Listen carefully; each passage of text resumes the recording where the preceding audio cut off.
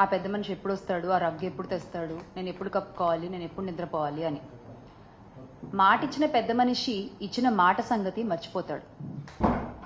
మరుసటి రోజు ఉదయం ఆ మనిషికి ఆ మాట గుర్తొచ్చి బయటకు వచ్చి చూస్తే అప్పటికి ఆ పేదవాడు చనిపోయి ఉంటాడు. అతని చేతిలో ఒక ఉత్తరం ఉంటుంది.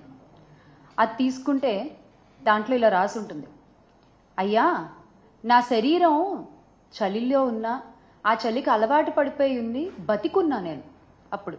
కానీ మీరు కలిగించిన ఒక ఆశ వల్ల, మీరు చెయ్యలేనటువంటి ఒక మాటని మీరు చెప్పడం వల్ల, ఆ ఆశతో నా శరీరం ఆ చలికి తట్టుకునే శక్తిని కోల్పోయి అలా చచ్చిపోయి ఉన్నాను. అప్పుడు ఆ పెద్ద మనిషికి అర్థమైంది, ఓహో, మనం ఇలా తెలియకుండా ఒక ప్రాణాన్ని తీసేసామా అని. ఇక్కడ ఆ మాట ఇచ్చిన పెద్ద మనిషి ఎవరు అని నేను అడగట్లా, ఆ పేదవాడు ఎవడు అని కూడా నేను అడగట్లా. తెలుసుకోవాల్సింది ఏంటి అంటే, చేత కానప్పుడు, చెయ్యలేనప్పుడు మాటలు చెప్పకూడదు, ఆశలు కలిగించకూడదు. వీటినే అచ్చ తెలుగు భాషలో చెప్పాలంటే శుష్క వాగ్దానాలు అంటారనమాట. ఇప్పుడు ఈ ప్రస్తావన ఎందుకు తీసుకొస్తున్నాను అంటే, చంద్రబాబు నాయుడు గారు మా అక్క చెల్లెమ్మలని, మా మహిళలని మరోసారి నమ్మించి మోసం చేశారు. ఆయన మాకు ఇస్తానన్న వాగ్దానం నిలబెట్టుకోలేకపోగా, ఇస్తానన్న హామీలు ఇవ్వకపోగా, జగనన్న ఇస్తున్న పథకాల్ని కూడా ఆపేసి ఈ రోజున ఆంధ్ర రాష్ట్రంలో ఉన్న మహిళలకి, ఆడపిల్లలకి, వారి కుటుంబాలకి తీవ్ర ద్రోహాన్ని చేశారు. ఎన్నికల సమయాల్లో సూపర్ 6 అంటూ పెద్ద పెద్ద బ్రాండింగ్స్ వేసుకున్నారండి కూటమి ప్రభుత్వం.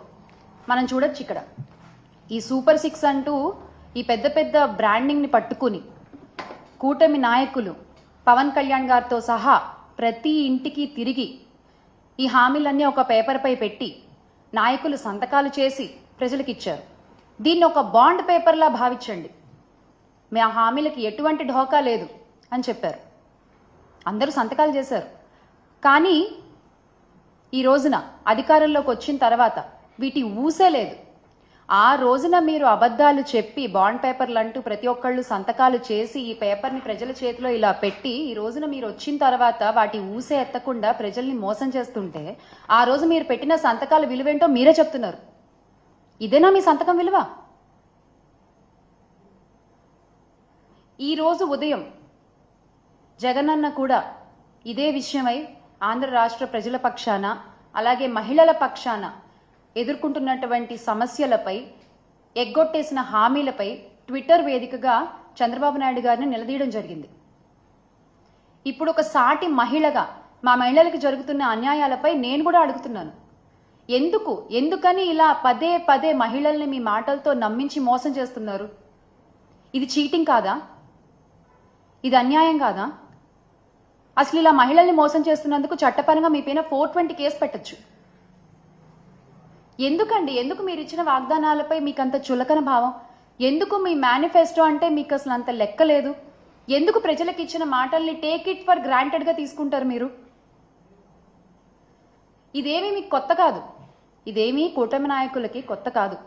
2014లో కూడా ఇలాగే మీరు చూసుకున్నట్లయితే 2014లో కూడా డ్వాక్రా రుణమాఫీ అని మహిళలకి ఆశలు కల్పించి అధికారంలోకి వచ్చిన తర్వాత యథావిధిగా ఎగ్గొట్టేశారు. ఇక్కడ మనం చూడండి, చంద్రబాబు నాయుడు గారు ఉన్నారు, పవన్ కళ్యాణ్ గారు ఉన్నారు, మోదీ గారు ఉన్నారు.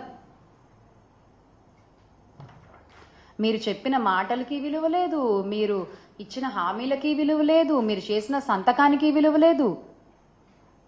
అంటే పోన్లే, పాపం మహిళలు పదే పదే నమ్ముతున్నారు మనల్ని, చాలా చులకనగా తీసుకోవచ్చు, చాలా తేలిగ్గా మోసం చేసేయచ్చు అనుకుంటున్నారా మీరు? ఈ రోజున మీ మాటల్ని మళ్ళీ మళ్ళీ నమ్మి మోసపోయే మహిళలు ఎవరూ లేరు. ఖచ్చితంగా ప్రతి మహిళ ఈరోజు మిమ్మల్ని గద్దె దించే ప్రయత్నం చేస్తున్నారు. మీరు ఆ విషయం గ్రహించాలి. అసలు అన్ని హామీల్లోకి కూడా తల్లికి వందనం అనేది మా ముఖ్యమైనటువంటి హామీ అని మీరు చెప్పుకుంటూ వచ్చారు. ఆ తల్లికి వందనం గురించి మీరు ఎలా ప్రచారం చేశారో కూడా ప్రతి ఒక్కళ్ళకి తెలుసు. ఏడాదికి రూపాయలు 15,000 చొప్పున ఇస్తామన్నారు. అది ఇవ్వకపోగా మీరు అధికారంలోకి రాగానే జగనన్న ఇస్తున్నటువంటి అమ్మఒడి పథకాన్ని కూడా ఆపేశారు. గత 7-8 నెలలుగా పిల్లలు, తల్లులు మీరు ఇస్తానన్న ఆ తల్లికి వందనం హామీ కోసం ఎదురు చూస్తూనే ఉన్నారు. ఆ పిల్లల ఎదురు చూపులకి మీరు ఏం సమాధానం చెప్తారు? ఆ తల్లుల ఎదురు చూపులకి మీరు ఏం సమాధానం చెప్తారు? వాళ్ళ భవిష్యత్తుకు మీరేమి సమాధానం చూపిస్తారు? మేము ప్రశ్నిస్తున్నాం ఈ రోజున రాష్ట్రంలో ప్రతి ఒక్కళ్ళు జగన్మోహన్ రెడ్డి గారు ఉంటే అనేటువంటి ప్రశ్నని వాళ్ళకి వాళ్ళు వేసుకుంటున్నారు. ఖచ్చితంగా దానికి తగ్గ సమాధానాన్ని త్వరలోనే మీకు చూపిస్తారు. అసలు ఏ రకంగా ప్రచారం చేశారండి మీరు? ఇంటింటికి తిరిగి ఎంతమంది పిల్లలు ఉంటే ప్రతి ఒక్కళ్ళకి నీకు 15,000, నీకు 15,000, నీకు 15,000, ఒకళ్ళుంటే 15,000, ఇద్దరుంటే 30,000, ముగ్గురుంటే 45,000, నలుగురుంటే 60,000 ఇలా చెప్పుకుంటూ పోయారు కదా.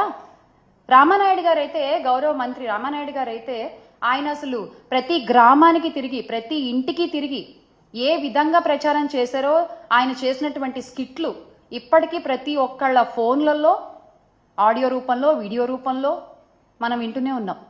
చాలామంది రింగ్ టోన్లుగా కూడా పెట్టుకున్నారు, మర్చిపోకుండా దాన్ని. కానీ మీరేమైనా చేస్తున్నారా? లేదు.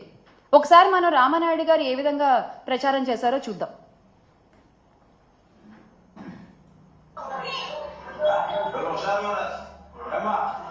మళ్ళీ మన ప్రభుత్వం వచ్చాక అందరికీ కూడా మీరు 15,000, మీరు 15,000, మీరు 15,000, మీరు 15,000, మీరు 15,000, మీరు 15,000, మీరు 18,000, 18,000, 18,000 మళ్ళీ ఇస్తున్నాడు రాసిపెట్టుకోండి.